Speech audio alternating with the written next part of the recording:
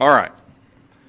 Last week we began our study on Thyatira. Now, we talked a little bit about Thyatira and some of its background last week. We kind of had just gotten into some of the scripture regarding Thyatira in Revelation chapter 2, the last church that Jesus addresses in Revelation chapter 2.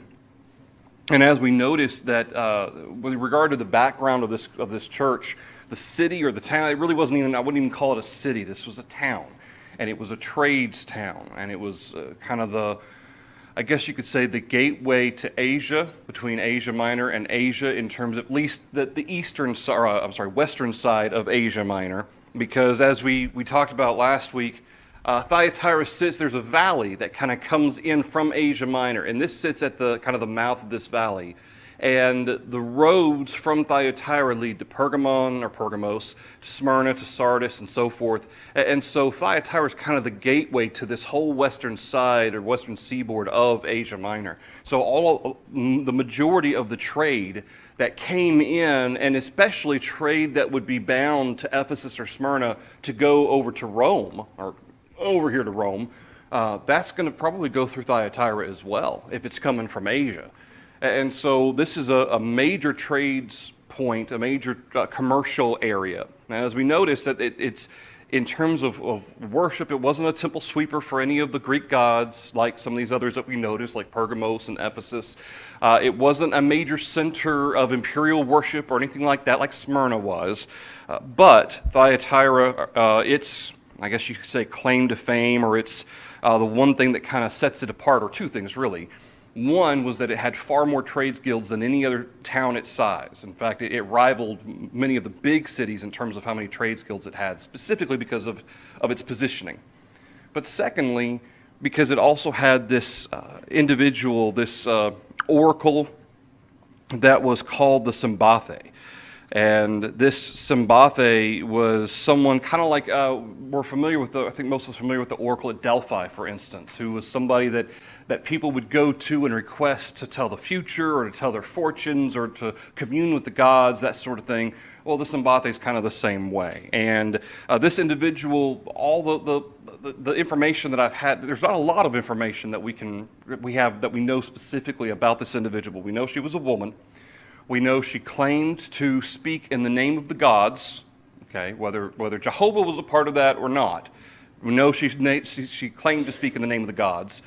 She had some kind of connection to the Jewish community, whether she was taught within the Jewish community or she had some kind of, maybe one of her parents was Jewish.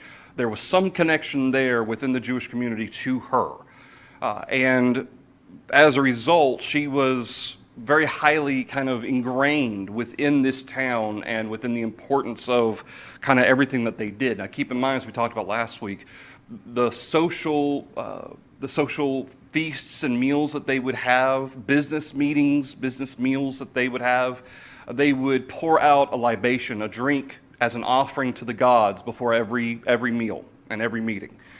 They often, especially these feasts, if it was kind of, whether it was business or not. In fact, some of the commentaries have said it didn't really seem to make much of a difference if it was specifically for social or for business. A lot of times, eventually, they would kind of degrade into debauchery, as was kind of one of the ways in which certainly we know that type of behavior certainly was associated with idolatry and idolatrous worship.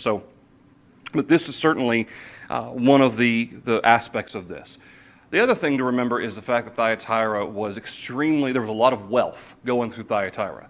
We talked about the fact that they were specifically manufacturers of the purple dye. And the purple dye was extremely lucrative in the ancient world because you could only get it from two sources. We talked about this kind of clam crustacean thing that in it you could get one drop. They didn't say if it was a milliliter or what it was, but one drop of purple dye from that. So there was that was kind of hard to really successfully make a business just based around that. The other was the madder root. And as we talked about the madder root, this grew in and around Thyatira in abundance. And so they would take this madder root, they would pull it out of the ground, they would dry it, and then they would mush it up with liquid, usually water, and it would usually the roots would either form a red dye or a purple dye. And then depending on how much they diluted it, they could kind of make the dye a different shade or whatnot. And so this, of course, is what we're familiar with regard to Lydia, because Lydia was a seller of purple, whether she was a seller of purple fabric or specifically a seller of purple garments. She was a seller of purple, and that was always lucrative, regardless of what product it was ultimately that she was a seller of or even manufacturer of, whether or not she manufactured and sold or was just kind of the salesperson. Either way, it was a lucrative venture. As we noticed, that a pound of purple dye, you couldn't buy a pound of purple dye in the ancient world for $200. Okay, it took more than that to buy purple dye in the ancient world. And so this was very, very, even today, by today's standards, that's on the high end of I mean, only but the richest, wealthiest people are going to pay for that. And of course, associated with it, what else would the purple dye then represent for people wearing it? Yeah, social status. Okay, look at me and how wealthy I am. And that's why a lot of times when we read about the digs and the archaeology and stuff, and we read about any kind of purple garments or anything purple that would have had to have been dyed, it kind of makes some news because that represents or represented wealth, especially 2,000, 3,000 years ago. This would have been certainly high-end type of merchandise. And so this is why sometimes those make such news, is because usually they're combined with great treasures as well. All right, so getting to the address, as we noticed last week, we talked about how that Jesus, as he addresses the church at Thyatira, he addresses them as almost this single entity. He says, "These things says the Son of God, who has eyes like a flame of fire and his feet like fine brass." He's the only one to whom he identifies himself as the Son of God. Okay, not that the others don't know that already, but he specifically brings that out because compared to, and remember, he's introduced to John as the Son of Man in chapter 1, which, remember, John, one of the the things that John emphasized in 1st, 2nd, 3rd John, and to a certain extent Revelation, although Jesus is primarily conveying this to John, was the humanity of Jesus. We touched, we felt, our eyes have seen, that sort of thing. Jesus here is emphasizing his divinity, the fact that he is divine, and in fact, the only Son of Man. There is no other, and these false gods that would seem to have infiltrated, or at least their influence has infiltrated the church in Thyatira, Jesus is kind of marking making his claim that I am the Son of God, and there's no other God for that matter. He has eyes like a flame of fire. We talked about the flame of fire. Not only is it a sense of judgment, a sense of kind of a consuming element, but also of a sense of lighting up dark places. Jesus sees what's happening, and what may have been done in the dark with Jezebel in Thyatira, Jesus was fully aware. And it did not go unnoticed. Whether or not it doesn't sound like it was even necessarily being kept secret per se, but even if it were, that would even add emphasis to what Jesus is saying. That his eyes are like a flame of fire. He sees all things done even in the darkest places, and there's judgment associated with those things done in the dark that are evil or sinful. And then he says his feet like fine brass. This indicates that fine brass, keep in mind, the term for, it's like in the Old Testament, you have terms for iron, which is the actual ore that is taken out of the ground. Brass oftentimes carried with it the sense of an alloy, something that was mixed, iron and copper, for instance. This brass, this was something that was highly refined. You could only make it if it was highly refined. And so that not only made it valuable, but those with brass weapons, brass shields, these were some of the highest equipped kingdoms, highest equipped armies in the ancient world until, eventually as you get further and further down and you get higher quality of those things. But brass was considered high quality because of its hardness. And so the sense of Jesus' feet being like fine brass carries with it the fact that Jesus is coming. Okay, certainly the broader message of Revelation being judgment on those who cause pain and suffering to his people, as it primarily is being applied in Revelation to Rome, and for that matter, even to an extent, there's a couple times here in the letters to the churches of Asia that Jesus condemns the synagogue of the Jews who were causing problems. Jesus calls them the synagogue of Satan. So not just Rome in particular, but any of those who were causing distress and harm to come upon his people. Jesus was coming with judgment. And that carries specific weight here because that specifically applied to Jezebel and those who are with Jezebel. Not only is Jesus going to come eventually one day at Judgment Day to bring spiritual judgment on people, but there's going to be a physical component of judgment Jesus is bringing, not only on Rome, as the rest of Revelation shows, but on, in this case, Jezebel and those who carry on with her. And so the feet like fine brass carries with it the sense that Jesus is coming. You can't stop him.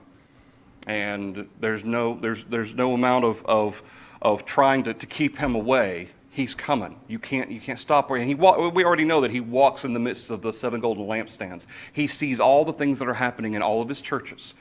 He knows everything that takes place. And when he issues judgment, that cannot be stopped. Of course, as we'll talk about, obviously, with regard to repentance for the soul, that's one thing. But in terms of Jezebel, it sounds like her time was up. Anything through verse 18. All right, so going into verse 19, he says, I know your works, and I know for some of our Bibles we just have a comma here or whatnot. I read this with a colon, okay, because Jesus starts off with every single one of them. He says, I know your works, whether there's only good to say, only bad to say, or a little bit of both. Well, what works is Jesus specifically addressing? He says, your love, your service, your faith, and your patience.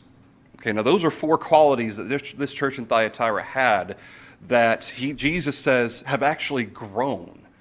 Now, in contrast to maybe places like Ephesus, where they had left their first love, Jesus says that he wants them to recall from that which they had come, where they were from the beginning, and go back to that.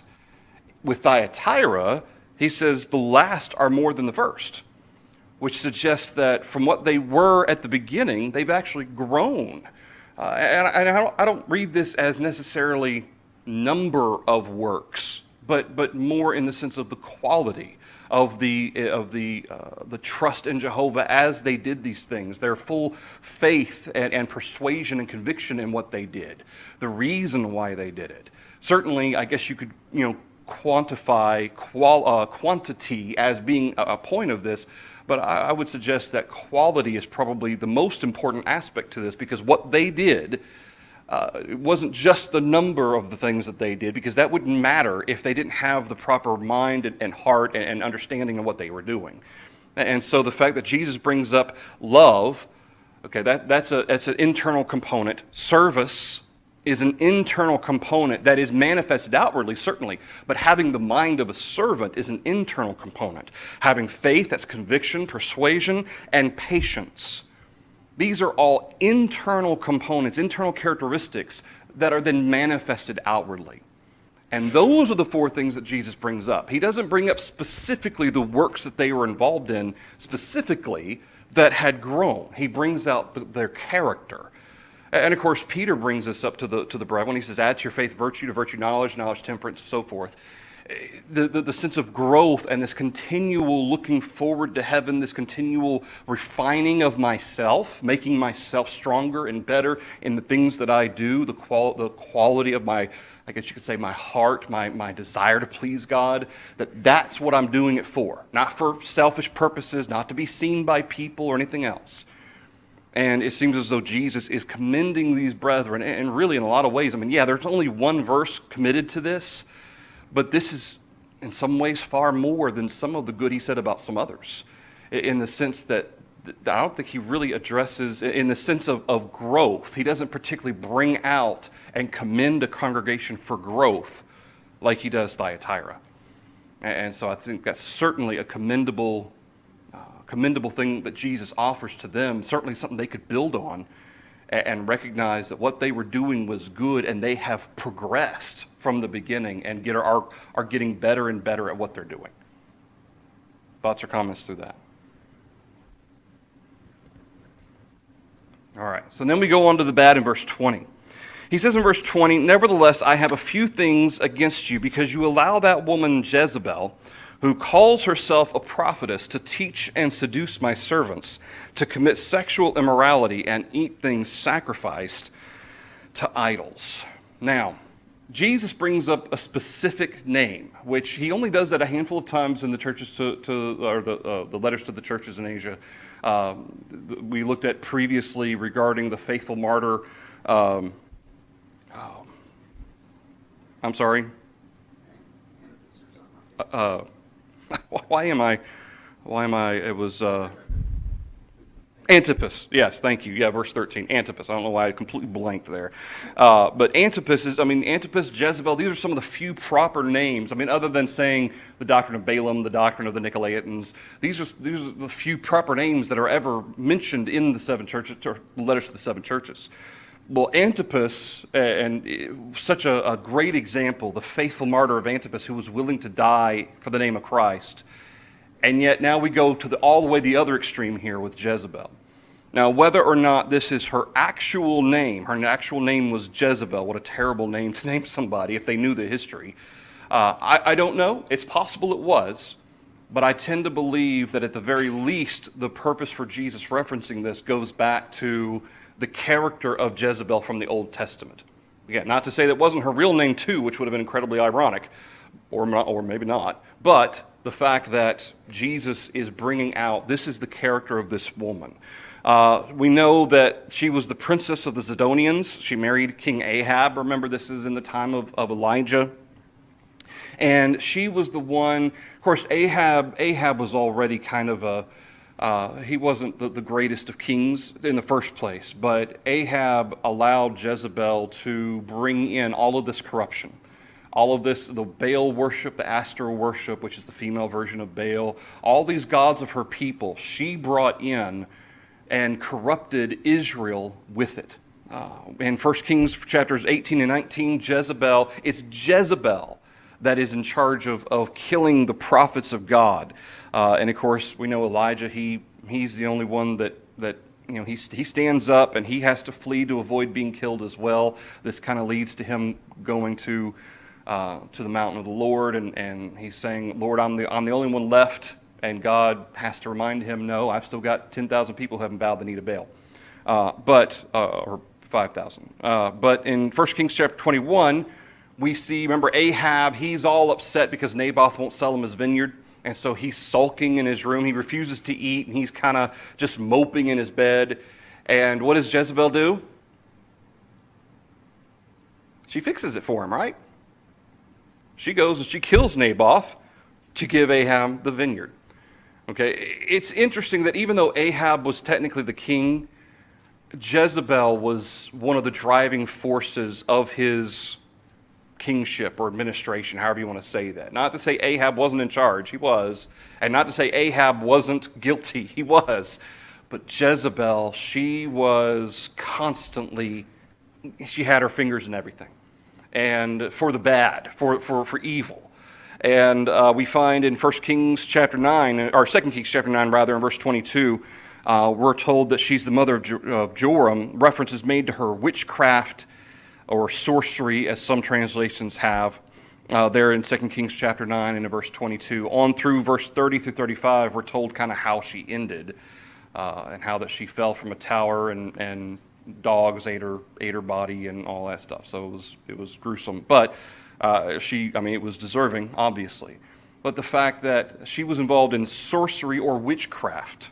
Okay, now whether or not this in some way had connection specifically to her idols, if she believed she was receiving visions from Baal, or if she believed she was performing magic in the name of Baal, I don't know. Okay, not that she actually was, but that she believed she was, or she was convincing others that she was, okay, as the case often was, like Simon the sorcerer. I don't think he believed for a second he had any power. He had magic of tricking of illusions and so forth. And interestingly enough, the concept of magic or sorcery, witchcraft, there's a term in the New Testament that's where we get our English term pharmacology from. And what is pharmacology? Medication, right? And one of the things that we know from ancient times is that one of the ways these tricksters, one of the things they used to try to convince people they had magic was through, what's this thing when you see stuff?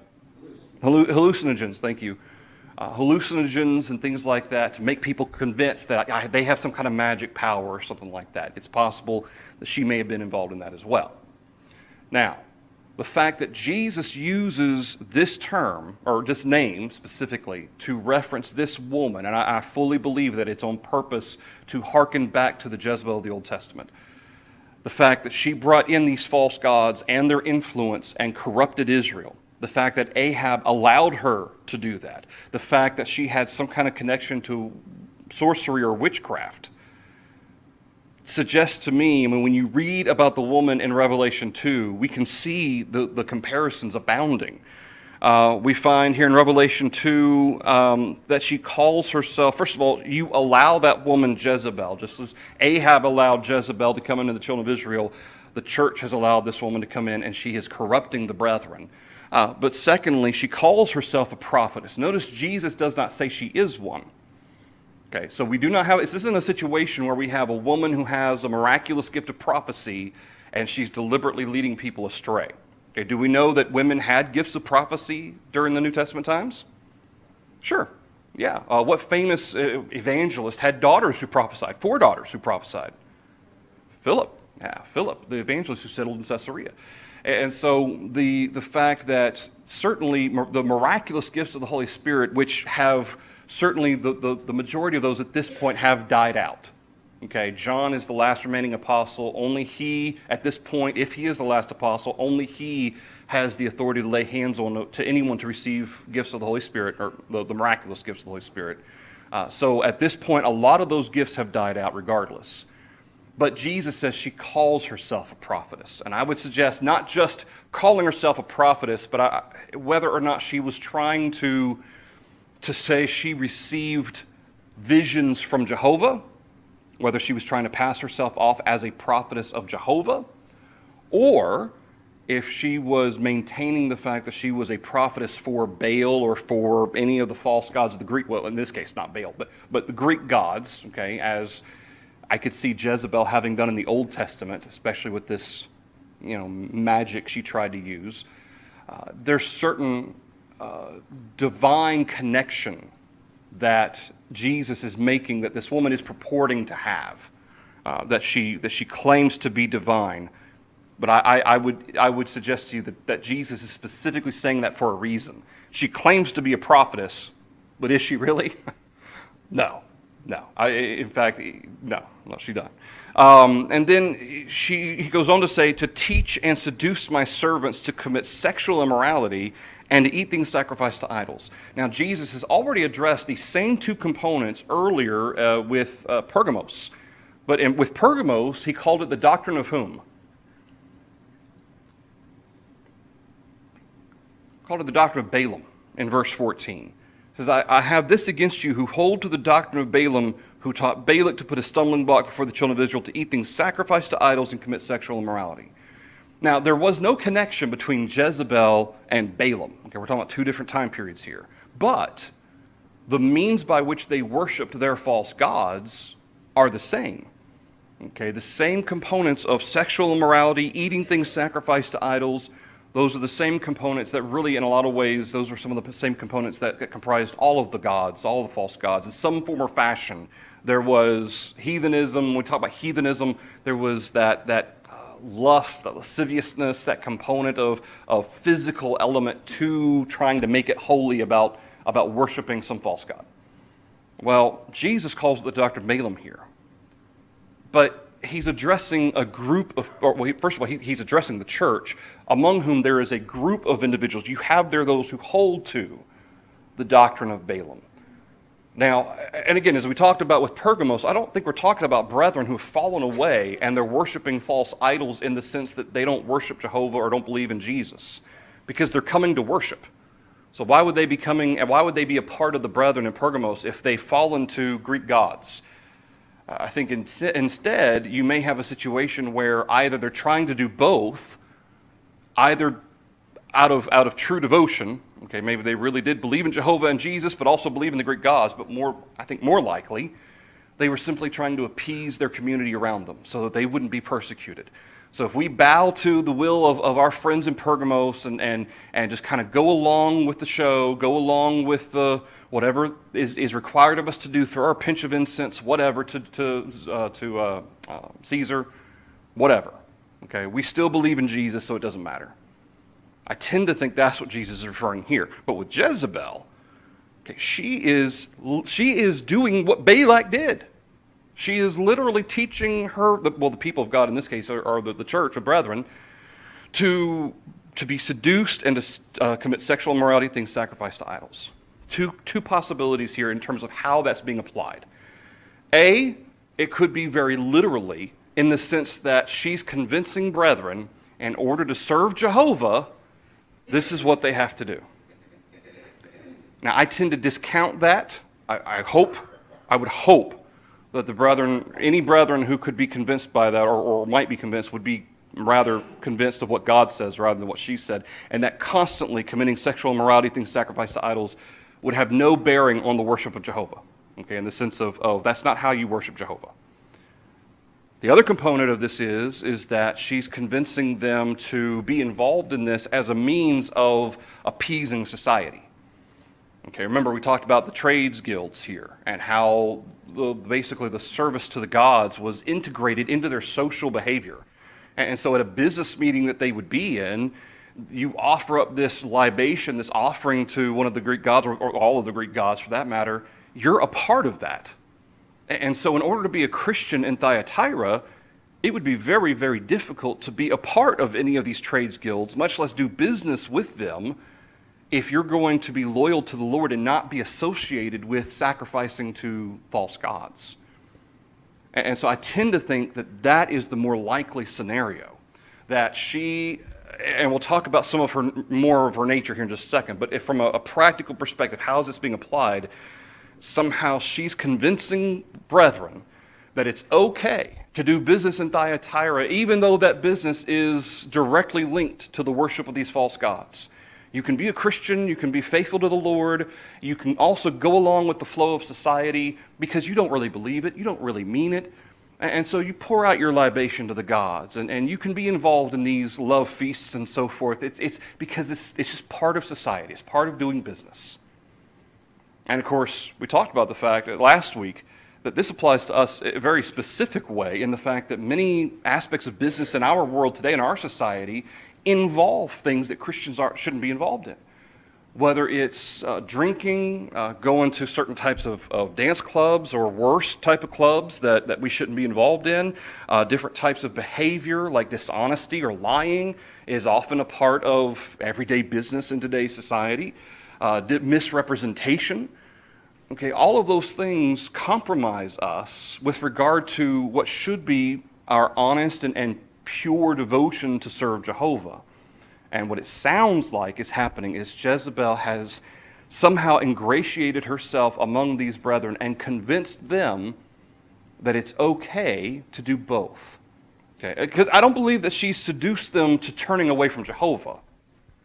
Turning away from Jehovah, as in not paying attention to Jehovah or Jesus at all. Again, they're still there, but now they're trying to do both. As we said, trying to straddle the fence, trying to have their cake and eat it too. They want to be a Christian, but they also don't want to be persecuted. They want to do business in Thyatira, and ultimately, I mean, they could have theoretically still made a living being not so associated with these trades guilds, but it would not have been lucrative.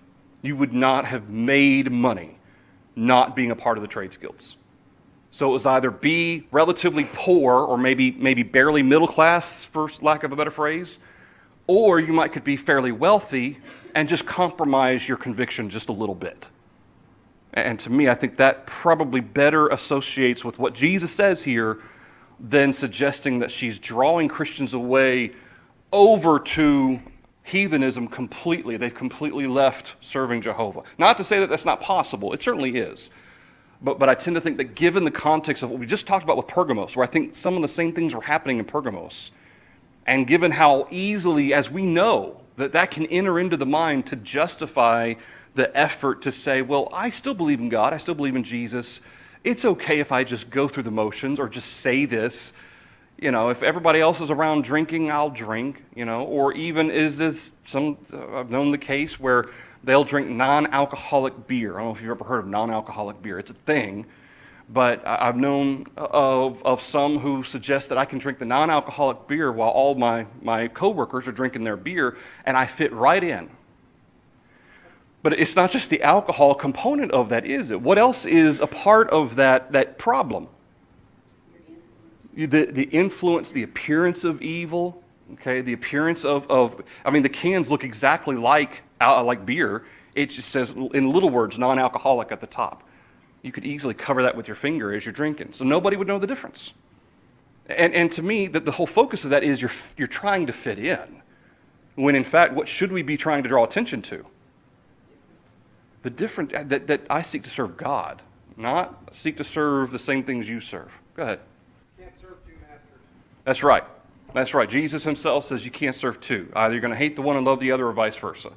You cannot have feet in both areas. And I think that's a great point, because I think that's what some of the brethren were doing in Pergamos. And I wonder if that's what's happening here with Jezebel as well. That she's basically saying, you can do both. It's not a big deal. Whether or not she actually believed that is a different story, which we'll cover in just a second. But at least it seems that might be what she's trying to convince them.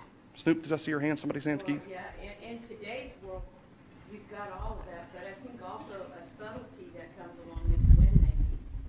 Like, we're going to plan our meetings on Wednesday nights, or we're going to plan our meetings on Sunday mornings, and they try to convince you that It's okay to skip worship. it's more important to be at this meeting, Yeah. this guild meeting or union meeting, than it is to worship your God. Yeah. And that's a great point. And there are some more subtle ways, whether it's deliberate or not. Sometimes Christians have to make a choice, and not just in work, but what about recreation? Okay, kids' sports. I mean, there used to be a time where kids' sports were never done on Wednesday night because almost everybody went to church. Okay, and certainly they didn't have games or practices on Sunday because everybody went to church. And more in our specific community, I think at least when my kids were doing sports, they still didn't have it on Wednesday night or Sundays. But more and more in our society, that's becoming less important. Okay, and making those decisions, those choices, not to compromise our faith, and to give, whether we mean to or not, what we're saying not only to others but to our children and to ourselves, is that these things of the world are more important than whom? God. These things are more important. When God's supposed to be the foremost thing on our mind, we're saying that school's more important, work is more important, recreational activities are more important, rather than focusing on what God tells us. Now this concept, or these concepts are new to the Jewish history. At the base of the mountain, when they received the law, they started committing some of these same acts. When Solomon comes along, David and Solomon, you have a similar ideology. And then by the time of Ezekiel, they're worshiping these false gods in the temple, but there's prostitution going on there as well. But they're still clinging to worshiping God. Yeah. In their minds. We're still doing that. Absolutely. We're doing everything else on this side. Absolutely. So it's not like it's anything that the Jewish history hasn't seen and experienced time after time after time. Which certainly would even give even a little bit more credence to the fact of why Jesus uses the term Jezebel. Going back to that component that Israel has seen this before. And certainly not all the brethren in these 7 churches of Asia are going to be all Jews. Okay, if anything, already? Good grief. If anything, I generally, there was kind of half and half. Remember, you'd have some Jews who would listen, some wouldn't, but then you'd have Gentiles become brethren as well, or become Christians as well. But certainly, these Gentile Christians, I have no doubt that many of them would have taken it on themselves, and certainly I'm sure the Jewish brethren would have been happy to help to teach these Gentile brethren, if they didn't know, what the Old Testament taught. What happened in the Old Testament and some of the things that took place because of how much bearing it certainly was having for them as well in their current society. So we know that she called herself a prophetess. We know that she taught and seduced saints to commit sexual immorality, eat meat sacrificed to idols. Again, whether she was trying to name it or phrase it in the light of Jehovah, or to say that it's okay to do this with these false gods, it's fine, you don't really believe it, just go through the motions regardless. The question remains, who was Jezebel? Well, there's a couple of possibilities, and I'm going in kind of descending order of, or in ascending order, rather, of the most likely. Okay, so the least likely is first. Some have suggested it was Lydia, who, after being converted, refused to give up her status and prosperity in Thyatira by rejecting the activities of the trade guilds. Again, to me, this is the least likely. All right, just from the perspective of what we read about in Acts 16 regarding Lydia's character, the fact that as of Acts 16 to Revelation 2, you're talking 30, at least 30, 40, 45 years. Okay, so Lydia may not even be alive in Thyatira at this point anymore. If she was, she would have been well on the way to old age. So I don't think this has any credence whatsoever. But there are some who have suggested, some commentaries suggested that it could be Lydia. I figure I'll throw it in there because you might hear that from somebody. I don't believe that's the case. There's no evidence to support this. However, it's possible that it was a highly influential Christian woman who was advocating compromising the faith in order to maintain the business relationships with the guilds. Further, she may have claimed to have the gift of prophecy to give her guidance validity. So it is possible that it was a Christian woman who may have been a businesswoman like Lydia. Maybe she was very wealthy, highly influential. Maybe she claimed, again, that would suggest she's lying, but I mean, she's already doing these other things. I'm not sure why lying necessarily stand out. But saying the fact that, hey, I have the gift of prophecy, and God says it's perfectly fine for us to go along with the flow. Okay, to me, what Jesus is describing is not a woman who is honestly mistaken. I don't believe that's what we're describing. We're describing a woman who knows full well what she's doing is wrong, and she's doing it anyway. And I want to be clear about that because when we read about the character of Jezebel, there's a reason why Jesus is using that term. Jezebel was a bad lady. She was not a good person. She did not care about other people. She cared about herself first, her husband maybe second or third. But there's a reason why Jesus is using that character to refer to this woman. And so I think we're talking about, if she was a Christian, quote unquote, I would suggest to you that maybe she had, in her mind, she had fallen away from the faith. Now she's trying to draw as many as she can with her. And at the very least, she may be claiming to have the ability to speak in the name of Jehovah and convince others that it's okay. Now, I can see that happening, even though, and again, if John's the last remaining apostle alive, and many of the gifts of the Holy Spirit have kind of filtered out at this point, there's not a lot around anymore, somebody claiming to have the gift of the Holy Spirit, and then to tell you what you want to hear anyway, that you can make your money, you can be wealthy and do your business with the trade guilds and be a Christian, all right. I could see somebody making that argument and saying, why wouldn't God want you to be able to do that? God knows your heart. God knows you're not compromising in your heart. So as long as you just go through the motions, it's not a big deal. And so I think that is a possibility. Not that it was Lydia, but that it is possible it was a Christian woman. Thoughts through that? Second possibility, the Sembathe. We talked about the fact that Thyatira was known as being the center of the or the shrine of Sembathe. And this woman, she was a prophetess of the gods. And when I say gods, she was kind of like Balaam. Remember we talked about Balaam. Balaam wasn't a prophet of Jehovah. He was a prophet of the gods. Okay, he was basically a prophet for hire. And he would, in essence, pretend that he was receiving messages from gods. Well, here with Sembathe, I think you had the same thing. She represented all the gods. She was a self-professed oracle and prophetess, and it's possible she was able to ingratiate herself somehow in among the brethren. All right, we'll stop there. We will pick up talking about the Sembathe next Wednesday night, and Lord willing, we'll finish up Thyatira, and I also plan to have the notes for Sardis available, hopefully by Wednesday, if not by Sunday, available on the back table as well. Thank you, everybody.